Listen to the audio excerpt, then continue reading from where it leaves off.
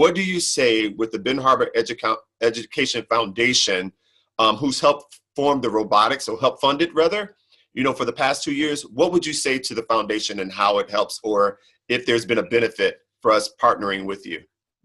I've been volunteering with this, and I'm fortunate enough to have the same group of young men and women, young boys and girls, when I first started.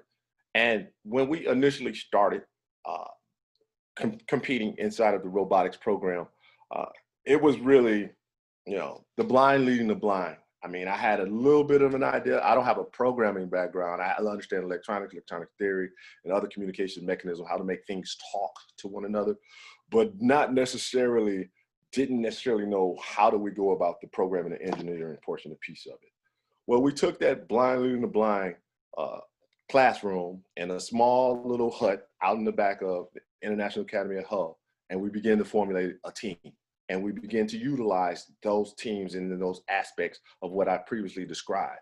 And we took a blind leading the blind with the help of the engineers that were allowed to us and other community volunteers. And we took that team that had no experience whatsoever. And within 2 years' time, we, for the first time in Ben Harbor Area Schools history, produced a robotics team that was able to go and compete at the state championships in 2 years' time. So the reason why that was able to be that way, the reason why it was possible, is because of the donors from Ben Harbor Education Foundation that allow for us to be able to go through, provide the transportation that they needed, provide the additional academic resources that they needed for us to be able to learn and teach those things. The volunteers that are out there, it's a logistical challenge from time to time to be able to get everyone together at the same place at the same time, after school, where they're committed to that, and then be able to have the transportation be arranged for them. Those are the dollars that donors for Ben Harbor Education Foundation, when they put those resources into those outcomes, those are results that are produced. It had never been done before, and in 2 years' time.